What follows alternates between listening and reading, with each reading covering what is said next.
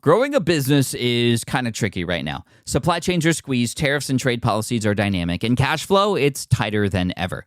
You need clarity to come out on top. Without it, you risk falling behind. If only you could hop in the DeLorean and see the future, right? Thankfully, there's NetSuite by Oracle. NetSuite has real-time forecasting to help you move ahead with confidence. This is your AI-powered business management suite and the #1 cloud ERP. Trusted by over 42,000 businesses, NetSuite brings accounting, financial management, inventory, and HR all under one roof. It's your single source of truth, giving you the data and control you need to move quickly. And with AI built in, you can automate the busy work and focus on strategy. NetSuite helps you see what's stuck, what it's costing you, and how to pivot fast. If I were running a business with a lot of moving parts, I'd use NetSuite for full control over everything. Tame the chaos with NetSuite. If your revenues are at least in 7 figures, download the free ebook, Navigating Global Trade, 3 Insights for Leaders at netsuite.com/SPI. That's netsuite.com/SPI. The perfect product launch. It's the goal for every brand marketer. High heat, fast sellout, and fans posting recipes like trophies. What do Sydney Sweeney's soap drop, Taylor Swift's tickets, and your next launch have in common?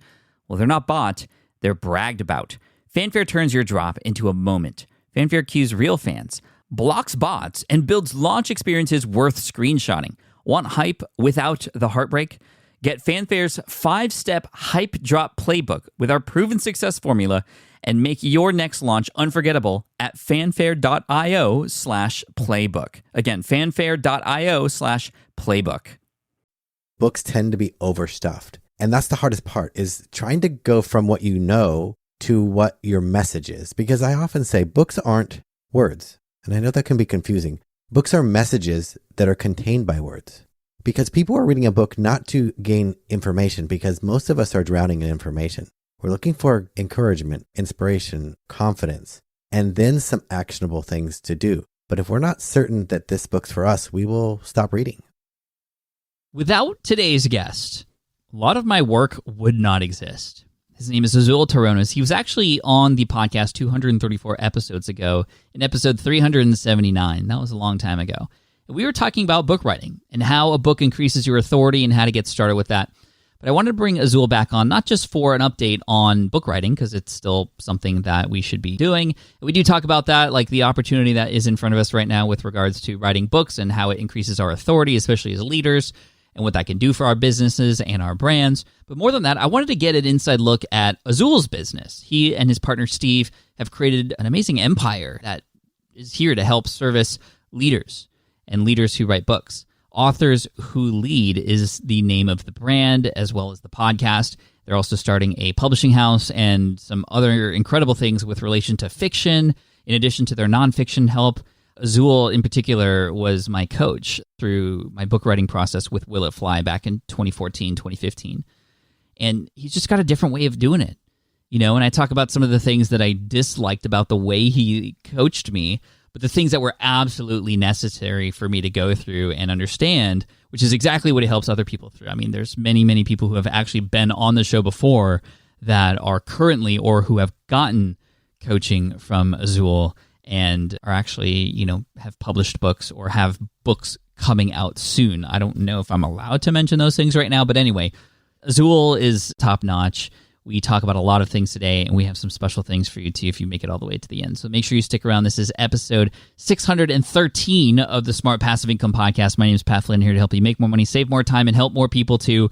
One of the best ways you can help people is to take that knowledge, that experience that you have in your brain, and put it in a book of some sort. But how do we do that, and how is he doing this and creating a business out of this, and how is he taking himself out of that process so he can help more people? All those questions and more are answered today from Azul Terronez from Authors Who Lead. Here he is. Welcome to the Smart Passive Income Podcast, where it's all about working hard now so you can sit back and reap the benefits later. And now your host. He says one of the most influential articles he's ever read was called 1,000 True Fans. Pat Flynn. With running your own business, legal questions always come with the territory. Like, can I use this contract or agreement? What do I do if a client doesn't pay? Am I even structured the right way for taxes? Instead of Googling your way through legal landmines, imagine having a law firm ready to address your business's legal needs without the sticker shock. That's what you get with Legal Shield's small business plans. Legal Shield helps entrepreneurs access real legal help on contract reviews, collection letters, business formation guidance, and even help navigating IRS audits. Members can schedule consultations, upload documents through the app, and get support from a provider law firm that knows small business laws in your state. Plus, consultations on taxes or trademarks help you stay ahead of potential problems. And if a client is late on a payment, Legal Shield steps in with professional collection letters so you can protect your hard-earned revenue, all for a fraction of the price of hiring a lawyer on your own. Go to LegalShield.com/SPI or call 833-570-9980 to learn more and get big business legal support without a big business budget. That's LegalShield.com/SPI. While DIY website tools are everywhere, most fall short on design and performance. Hit publish. Framer ships your site worldwide in seconds. No code, no compromises. Framer is a powerful, user-friendly platform that delivers developer-level results without writing a single line of code. Make your designs move and convert with Framer. Framer brings your site to life with powerful animations, dynamic content handling, and a design-first approach that helps your site stand out. Framer is the design-first, no-code website builder that lets anyone ship a production-ready site in minutes. Browse hundreds of pixel-perfect templates or even design something of your own on a totally blank canvas. Add bold animations like appear effects, text effects, scroll and looping animations, and much more in seconds. And it's free to start. The built-in AI handles the heavy lifting of generating starter layouts and can even translate your entire site to any language. On the back end, you'll get responsive breakpoints, built-in hosting, a flexible CMS, and privacy-friendly analytics. Ready to build a site that looks hand-coded without hiring a developer? Launch your site for free at Framer.com and use code SPI to get your first month of pro on the house. That's Framer.com, promo code SPI. Framer.com, promo code SPI. Rules and restrictions may apply. Azul, welcome back to the Smart Passive Income Podcast. Thanks for joining me today. Pat, thank you so much for having me. I'm glad to be back. For those of you who might not remember, Azul was a huge part of my life back when I was writing Will It Fly? Because without you, it wouldn't exist, Azul. So again, thank you, because that book continues to still reach loads of people. I still get messages from it, and I had just wanted to thank you once again for publicly thank you for helping with that, because that was a very hard thing to do, was figure out that was the book that was in me. So thank you. You're welcome. It was a great book and still is, and I recommend it all the time.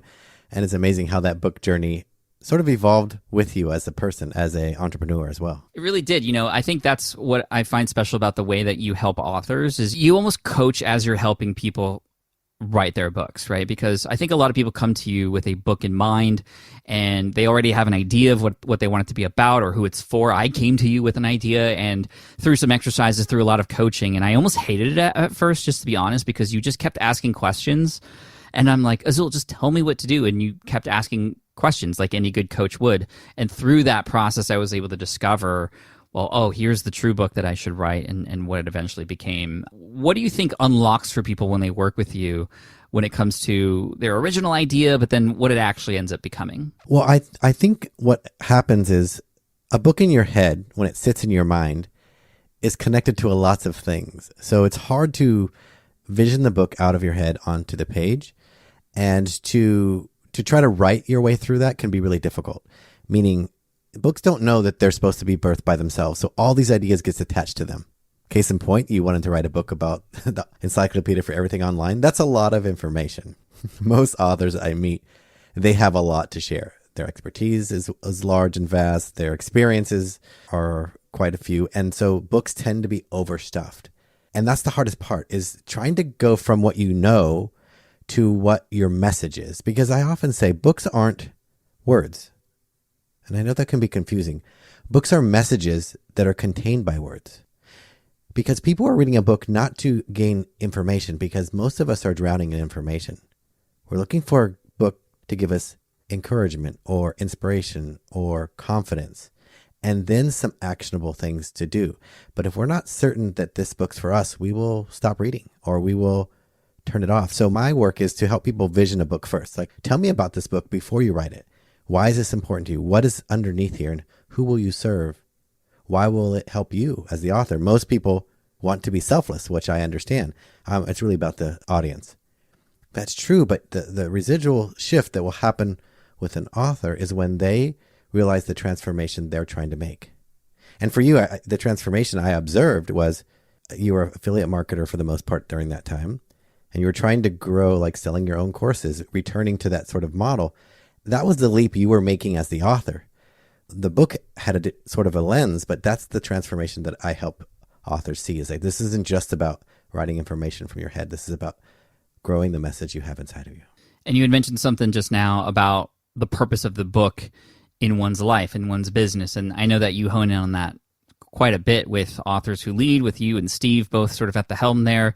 What are the kinds of coaching questions you ask a person who comes to you when they want to write a book with regards to, well, how does it fit into everything else? How do you guide a person to understand the purpose of the book that they're about to dive into? Well, one of the things I want to know, or for them to see, not so much for me, but for them, is most books sit under the surface of what we know, just under the surface, meaning our conscious mind knows a lot of stuff and we use that regularly.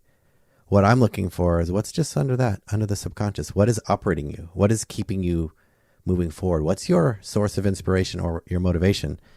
Because even if you change, let's say, directions in your career path or in your business, your book should still represent you well. Your book should be based deeper on values and who you are than what you know. Because what you know will change, but your values tend to be pretty clear and pretty sustainable over time. So that's one of the things that Will It Fly really did well, was once you got clear that this was about having time with my family. This is about helping other people find time with their family. This is about growing a business and not wasting your time. It became a value-based book about what you really believe, not stuff that you know. And I think that's the difference. I'm really trying to help people say, you don't want to be known as the Kickstarter queen, and then 4 years from now, you're no longer doing that and think, oh my God, that book's stuffed with information. If it's stuffed with who you are, what you believe, what you value, that book won't ever grow weary. It will only amplify the next thing you do. And then how do you discover what that is, what your values actually are that you can put into the book? I know that when I have coaching students, for example, we talk about values and what they believe in or what they fight for, what they stand up for.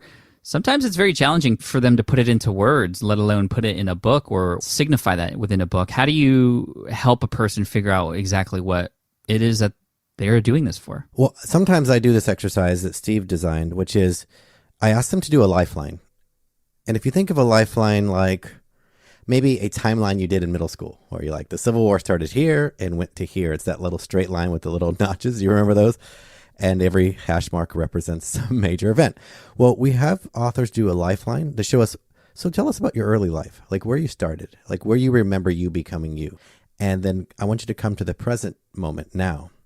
And all I want you to do is show me on this timeline, what are your highs and lows in your life? Meaning things that you would feel proud of, excited about, want to share, those go above the line. Things that you feel like are hard or difficult or things you would just consider below the line, make a distinction. And the reason I do that is I want people to see clearly they've been who they are for quite some time. They just have to see the patterns of what matters to them. It didn't just show up now because they're a leader, an entrepreneur. It's been there for a while. Not just values, but how they've lived in the world. And what I've noticed is people might put, I was born here, grandpa died, my baby brother was born, and it goes up and down. But what people miss is that they're made up of the things in between those highs and lows. The in between is where most people are made. But we don't notice those things because we were working so hard to get them. And so our head was to the grindstone, for example. Or we were falling so hard, so low, that we didn't notice who we were during that moment. I'm asking them to stop and reflect on who they are over time and share it with me in a very quick period of time so they can see who they are and then go, wow, I just didn't realize how much that mattered to me. But it's true. It's happened here, here, here, here. And this is my response to those kind of things. That's how you start to uncover your values because they've been there all along. You just need to slowly uncover them. And nobody really asks us to do a timeline of our own life and reflect who we are.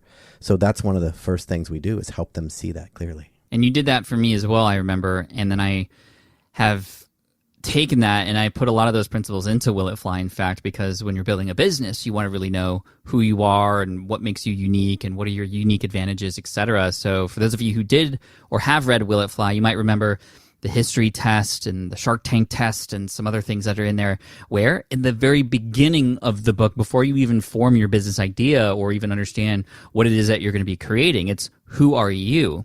And when you're an author, you need to know that about yourself too. And this is what I love about the process that you and Steve bring leaders into who are creating books for their business. And again, I had asked the question, like, how does one discover what their purpose is for their book? And it wasn't, oh, well, how much more money do you want to make? Or how many more course sales do you want? It's, well, who are you?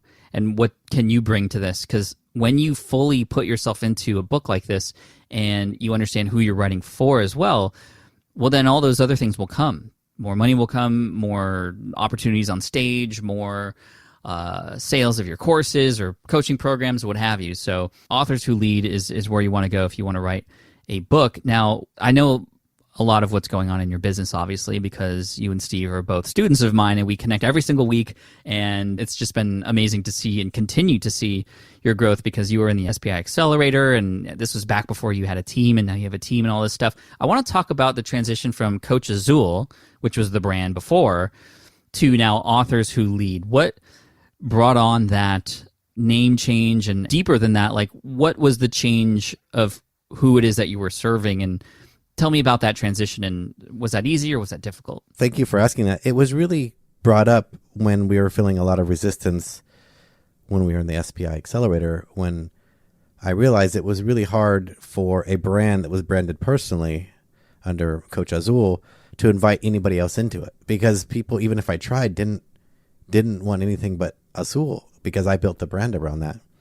And though the reputation I built, I felt very confident in, what I didn't know what I was doing is how I can scale this or grow this or add people to this if my name is in there. So Steve and I, who was helping me in the business already, was invisible and really had no place to show up. So the encouragement from you and the other leaders in that group were to find something that could be an anchor or the centerpiece that other things can grow from. And so we really thought, well, who are we serving? Like, we're not serving everybody. And that was the thing we focused on, the thing you always reminded us, stay in a place that we serve the audience we want to.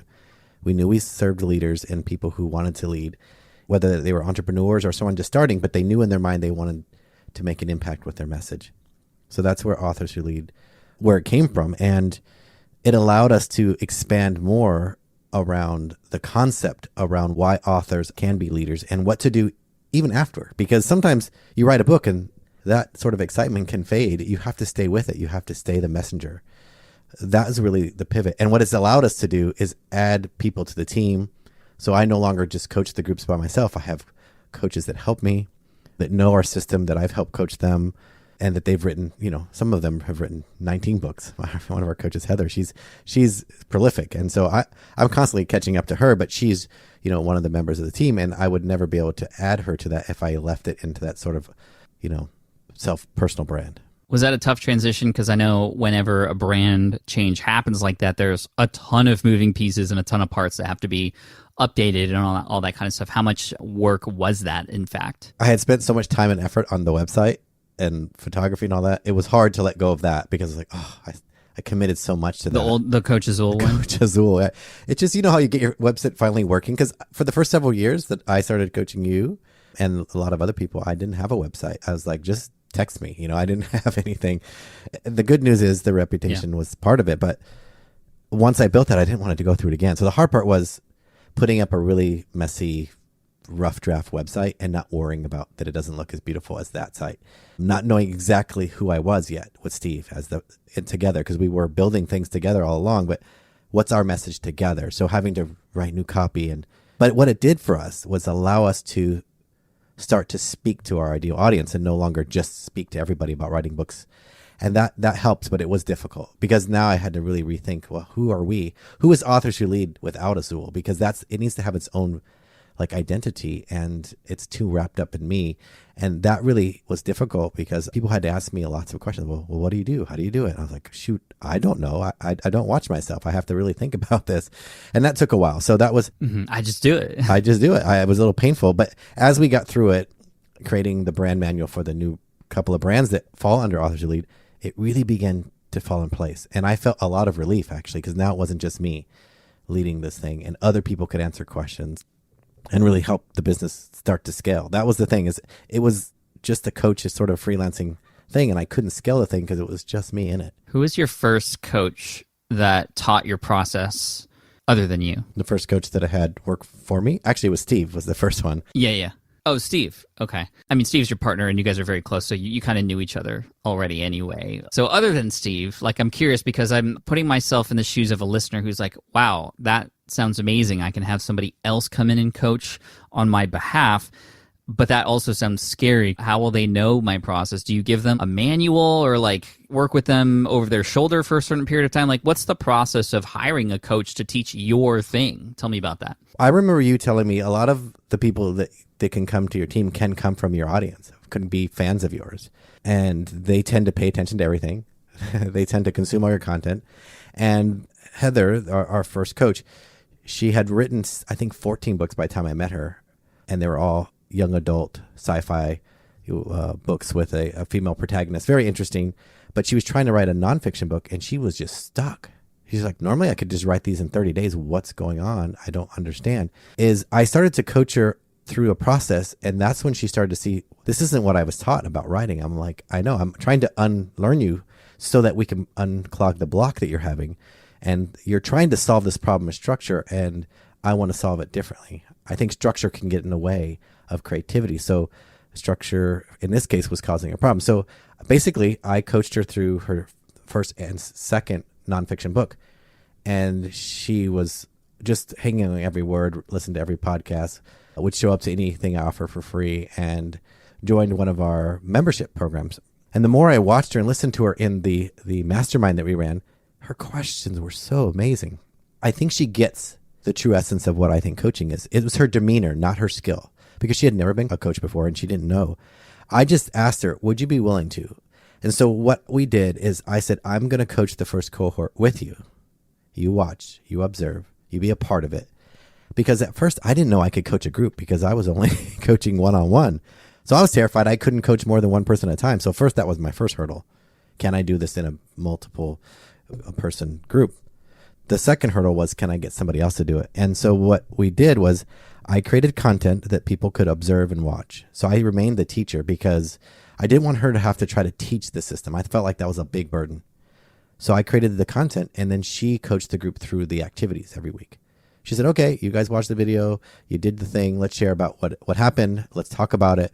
So she coached them through the process that I provided. So I still remained the teacher and not the facilitator. Sort of like a professor teaches the stuff and the TA sort of does the work with them. That's sort of how I wanted to set it up because I didn't want to burden her. It's a lot to kind of think through all those steps. But that forced me to have to record everything and no longer just show up on the fly. I really had to think through things. And so that's really how the process started.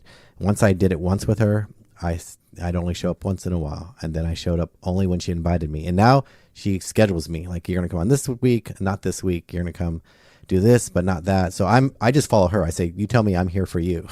And she guides me now on those calls, which is really great. That's so cool. Which I thought was impossible, Pat. That's amazing. Tell me about that. Why did you think that was impossible? Well, because, you start to believe in your own magic, I think. To be honest, you think, it's me. It's not. If it's just attached to you, your business I think you'll burn out. And two, then you really don't have something clear. I wasn't clear. So I had to first study what I was doing and be clear. And I think it felt impossible because it was hard and I was so effortless to just show up. But now that I had to study and kind of categorize things, how do I make this magic happen when I'm not there? What is the tool that works? And that's where we started moving away from me coaching and using tools that teach. So that's where like the timeline exercise came in and those things. Sort of people got really clear about who they are when someone else unfolded their life right in front of them. That's so great. Thank you for helping me think through that for everybody.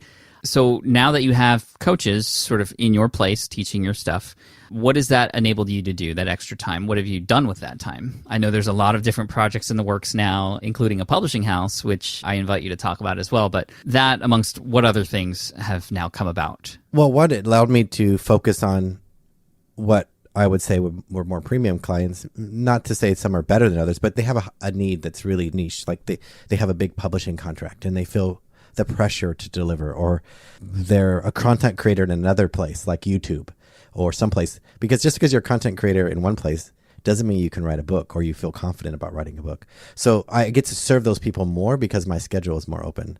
The other thing it allowed me to do is focus on being a writer again. To be honest, I was so exhausted from coaching Zoom calls all day long. And then at the end of the day, I was like, I don't think I have it in me. I'm just exhausted. So it's allowed me to start writing again and dreaming about why I started this, which was I want to share the things I know, but also to be a writer. So one of the things that I've been able to do is start a new program for leaders who want to write a book of fiction. And it's called Fiction with Purpose. And meaning they don't intend to write fiction to make a living at it, but they really think maybe I'd write this book for some other reason, like just because I want to try it, or I want to write a book for my kids to read, or like Steve and I, we interviewed our father during the pandemic over Zoom. It's funny to watch them use Zoom, but we recorded interviews about his early life, and we're turning all those interviews into a 3-part series of fiction that capture his life growing up in a red light district in the hills of Appalachia, right outside of a small coal mining town, and what it was like to a place that existed in the 1800s until the early 50s or 60s as like the Vegas of that time. So we're immortalizing his life, but not trying to just capture a biography. We really thought we could tell it differently. And so Fiction with Purpose is one of the things I've been able to start because I have just a little more time. It's a playground. It's not like, I'm not saying this will scale, unless maybe it does, but I'm not as worried because I have time to do that. So those are some of the things that I've been able to do with more time. And the last one, probably more recently, is starting a membership where people can come in and not just learn to write books, but how do I market this book? How do I get on stages? How do I get a TEDx talk? Like all the things that come with being a leader who's an author, those pieces now I can teach not just in the coursework of writing a book, but from A to Z. And so having more time has definitely helped me to be able to be more creative. So good. So good. And you've mentioned a bunch of things that I wanted to talk about. First of all, the fiction sort of play is really neat. I know that you have been writing a lot. So yes, you've had a lot of extra time and you're writing these fiction books, and now you've developed this sort of process similar to what you did with like the nonfiction stuff that you are now experimenting with. And I think you have your first group coming up, or you've already got a student or two that are working through like a fiction novel with you. Tell me about like, what does that actually look like in terms of helping people with that? Yeah. So Fiction with Purpose is really meant to be an organic way of writing. So the cohort just started. We're on week 3, and it's a 90-day program with the idea that you go from your idea, even if you didn't have one, to done with a draft of a manuscript in 90 days, which is ambitious. But what I find is if people don't finish quickly for fiction, they tend to get a new idea and they just start another book and they don't ever finish. The way that it's structured is so many people were taught writing kind of early on, like when you're young, but very few of us ever wrote fiction for fun in school. Maybe you had creative writing for a semester, maybe, but most of us don't think that in that world. So we really don't know if we have the confidence. But what I found is that because story is so ingrained in humans, that they know more than they think. And they just have to stop trying to over process things. Because writing a book, especially a fiction, is a lot like life. You show up and things happen. Even if you have a perfect plan. If you ever tried to plan the perfect family vacation with what happens on day 1, 5, 6, 7, what time everyone gets up, where you go, you realize that it rarely goes as planned. And yet the things that happen, you always know what to do. The bus breaks down, or the ride is closed, or the volcano exploded, whatever it is, you just respond to it. Well, that's what writing is. It's like life on the page. You shouldn't overthink it. If a character has problems, he'll solve it. And problems are actually what you need. So you don't walk away from problems in a book, you walk towards them. You need multiple ways in which to fix the story with more complications. So my job is to not let them worry if they're never done it before, but trust these instincts. And you know where I learned that, Pat, which is really interesting, is I used to coach teachers when I was a principal and a teacher. And I would go into young classrooms like kindergarten or first grade where kids don't have a lot of writing skills yet. They might have had in preschool, they can put a few words together. But I was trying to teach writing, early age writing. And so the teachers, I would say, okay, class, we'll get those big jumbo pencils and that paper with that buff paper with those blue lines and the spot on the top for a drawing. And I tell them we're gonna write stories today. And they would cheer. They get so excited. And the teacher would say, oh, you know what? They don't really know how to write yet. I said, that's not a problem. She would look at me strange. And I tell the kids we're going to write, and they never worried. They didn't think it was a problem. I'd say put crayons and pencils, and I'd say when I say go, we're going to start. And when I say stop, we're going to end. Is that okay? And I'll give you a little bit of a warning so you know when it's coming. Okay. On you mark, get set, go. And kids would grab pencils and markers, and they would start creating stories. Some of them really knew words, and they were putting one word after the other. Very few. Some were scribbling so it looked like words because they had seen adults scribble. And others were drawing pictures. And all of it looked sort of like not much. But when I would stop kids and I would say, okay, put your pencil down. Johnny, show me your work. And it looked like scribbles. And I'd say, Johnny, can you read me your story or tell me what your story is? And Johnny would say, this is a story about an ant who gets lost coming home from school. I said, oh, really? He said, yes. Well, then what happens? He said, well, his mom goes looking for him and she is an elephant. I said, she's an elephant? Yeah. Well, what happens? Well, she goes looking for him in a tree and she gets stuck. Johnny goes on to tell this beautifully elaborate story with a beginning, middle, and end, and with a resolution. The scribbles on the page, and I was like, that's a beautiful story. And I realized in that moment, everyone has story built in them. For hundreds and hundreds of millennia, we have been passing down our life through story. It's part of our DNA. So what I'm trying to do with this program is teach people that deep thing that's already in them.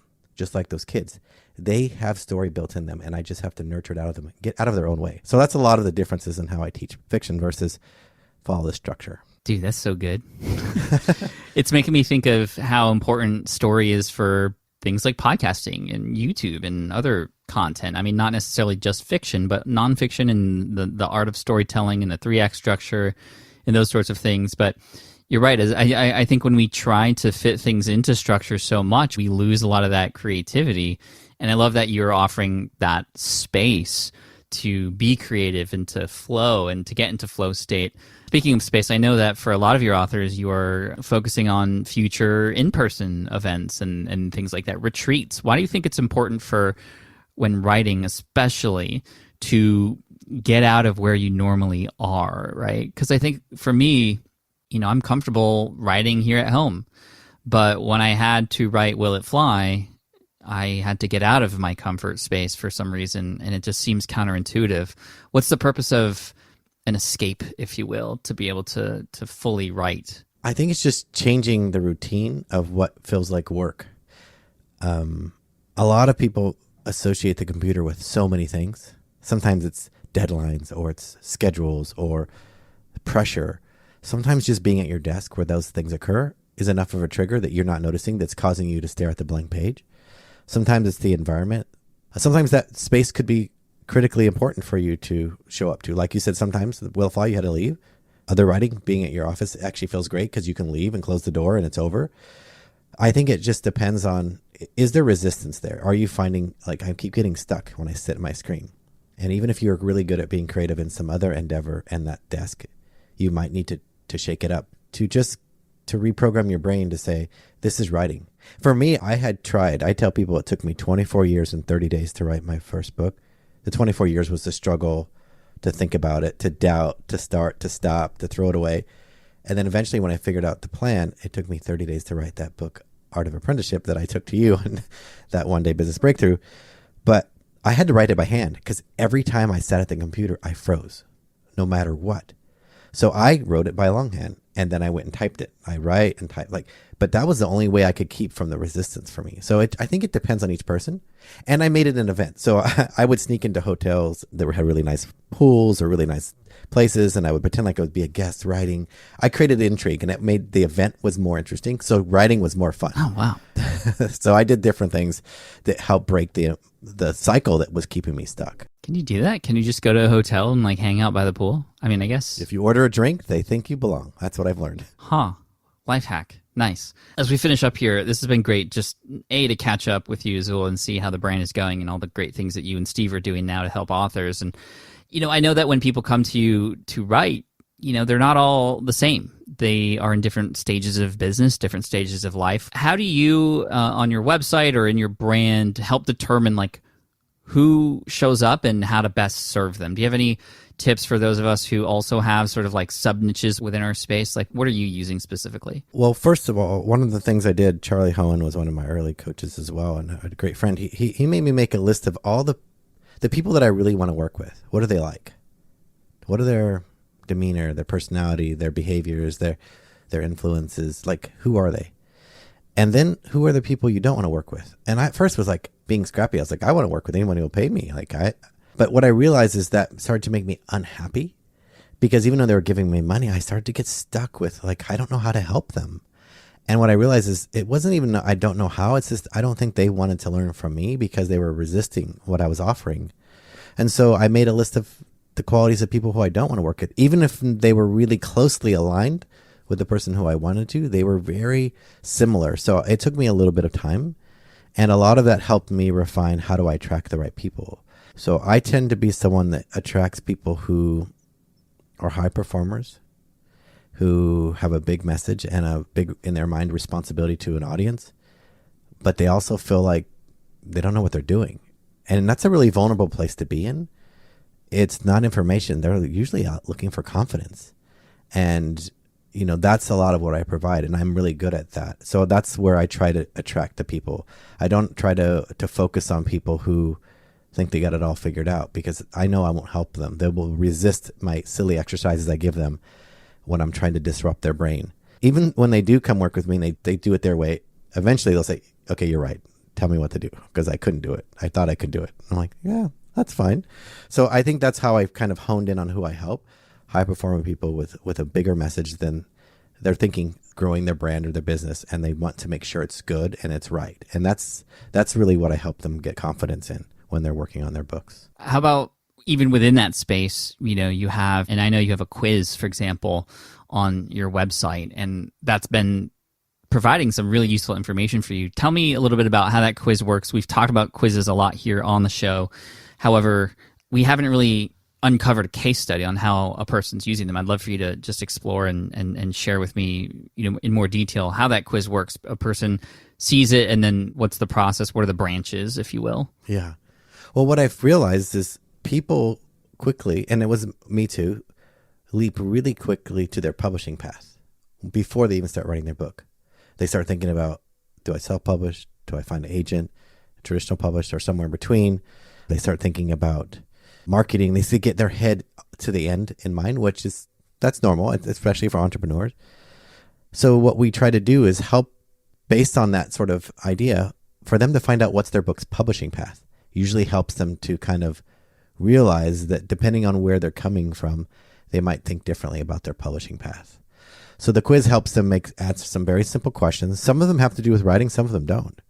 For example, if they select part of, you said, what's the sort of the branches? If they select they'd like to be quiet and sit by themselves and at a party, and they don't want to interact, they'd rather people come talk to them, then we probably know that they're probably struggling with being forward, creating content, or, you know, they probably don't have a social presence in a big way.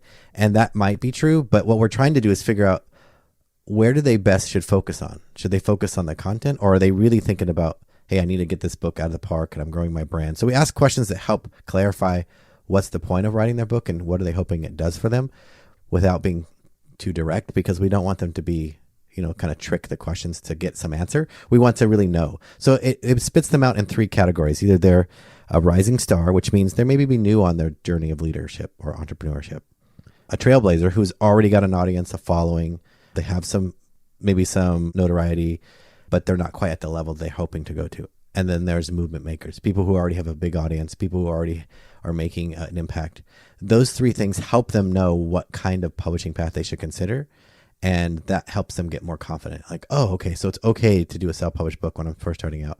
And that's because this is how I'm going to grow my brand. Versus, you know, should I be doing a self-published book if I'm a movement maker? Maybe, but think about these things. So that's what its job is, to help break it down so they understand the challenges and pitfalls with each of them and the benefits as well. So the quiz is totally different than writing, which is why it's kind of different, because we found so many people ask us right away about publishing and marketing and before they even start. So that's where we started. And how do those answers help you? Do you do anything with the different buckets of people who come in? What we hope to do is drive them to some action.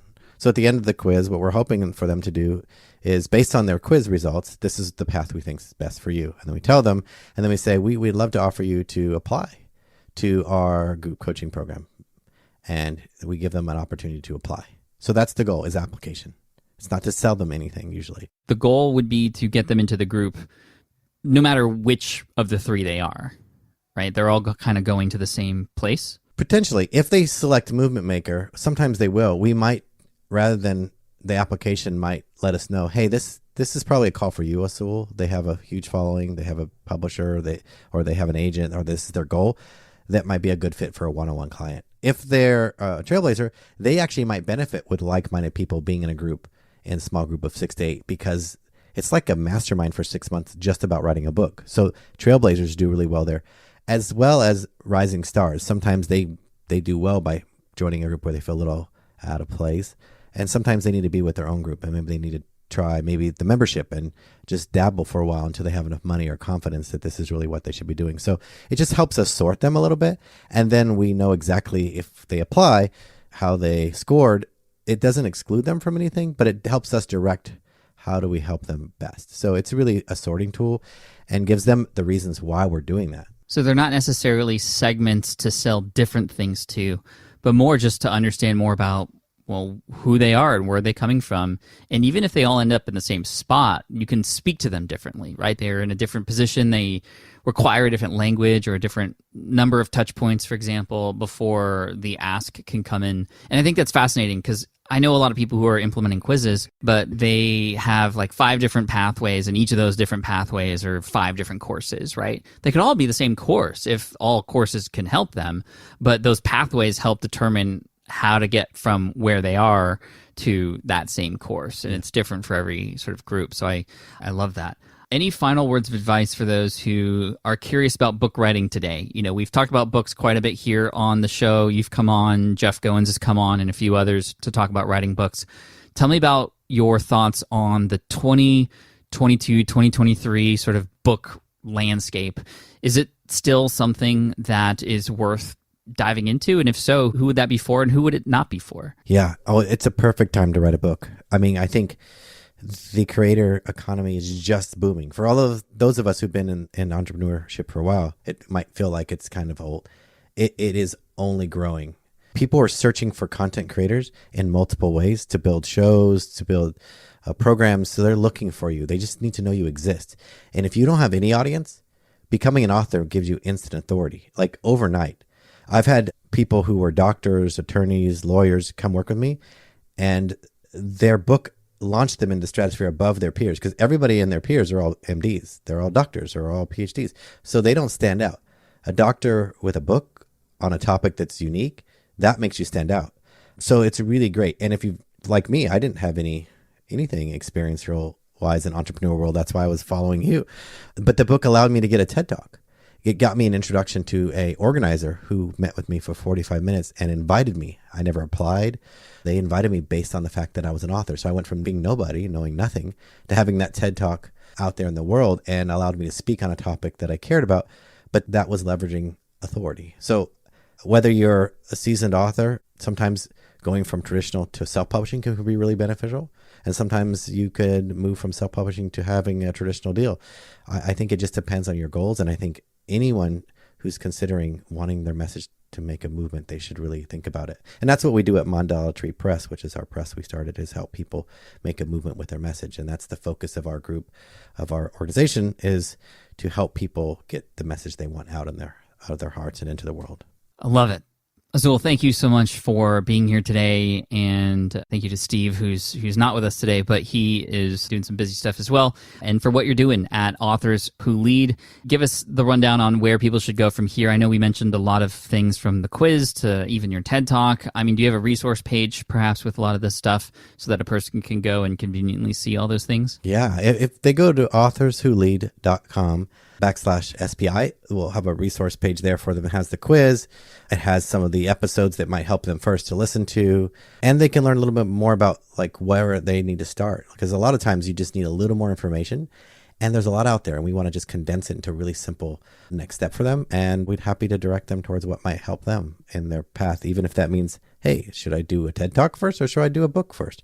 Or how do I turn that talk into a book? Those kinds of resources are there on that page. Your TED Talk has how many views now? I think 3.1 million. 3.1 million, that's insane. I love that. And that came, again, as a result of authoring a book and getting invited on that stage. And you should all check that out. And I think you'll have the TEDx talk on there as well, right, on that page, Yes. authorswholead.com/SPI. Correct. Yeah. And that TED Talk is what makes a good teacher great. And they'll be there too, so they can see how that unfolded. Cool. Azul, thank you so much for coming on today. Appreciate you and look forward to connecting again soon. And of course, we'll talk on the next coaching call. Yeah. Thank you so much, Pat. I really appreciate it. Such an absolute fun episode. Azul is one of my favorite people in the world. So genuine, so kind, and again, tremendously helpful for my career and doing the same thing for others too. And I'm just so happy to see he and his partner Steve creating just an incredible company to help people like you, perhaps, get the book out there. That's not just going to help you make more money. I mean, that's not even really the purpose. It's to lead and to get that message out there. And now even potentially get a story out there through fiction, which again, I think is really neat and definitely something I want to take part of in the future. You've probably heard me talk about that before. And the process that he's taking authors through already with regards to fiction without structure, which is kind of the opposite of what we think, right? And again, it's process. And when you develop your own style and your process, right, that's when you can coach and stand out from other coaches who are offering the same sort of transformation. And you can have a better experience through that as well. And that's how you stand out. That's how you create your unique selling proposition. I think Azul has done an incredible job.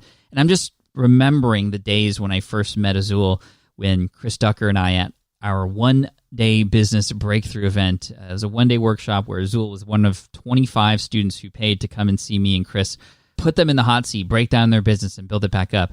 And to have Azul tell us all that he wrote a book in like 30 or 60 days leading up to the event just to have something to show for The Art of Apprenticeship, and a fine book at that. I knew there was something special in this guy, and he's definitely continued to help spread that word out and help people. So definitely check him out, authorswholead.com/SPI. That'll take you to a page with more information specifically that is there for you, the SPI listener. If you want to get involved, they got a lot of ways that you can get involved, if anything, even just motivation, because he's definitely somebody who can help you through things. So thank you to Azul. Steve, I know you weren't on. This is Azul's partner. He wasn't here on the show with us, but they're in spirit for sure.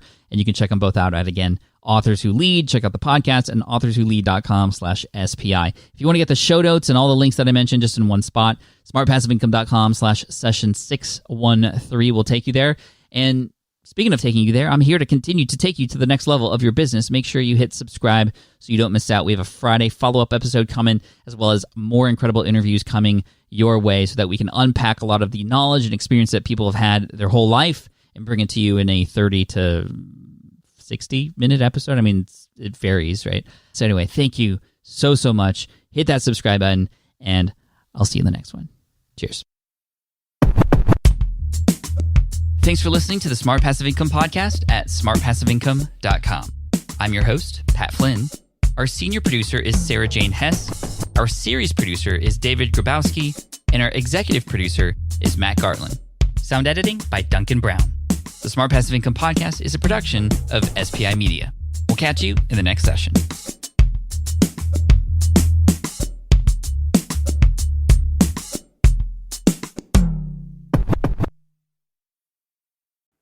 Have you dreamt about being your own boss, but still haven't made the first steps to making that dream a reality? Well, I get that. Starting a business can feel super overwhelming with legal forms, paperwork, finances. It's a lot. And that's why I'm excited to tell you about Taylor Brands. Taylor is a complete business builder designed to make launching your business simple and stress-free. You can register your LLC in just minutes, keeping your personal assets and the business assets separate from day one. From there, you get access to everything you need to get off the ground. Legal documents, licenses and permits, invoicing and bookkeeping tools, and even a 100-day business coaching program, all designed to help you hit the ground running. You'll also get a free, personalized business plan, branding tools, and so much more. And of course, listeners of this show get an exclusive 35% discount to get started. All you have to do is head to taylorbrands.com/SPI.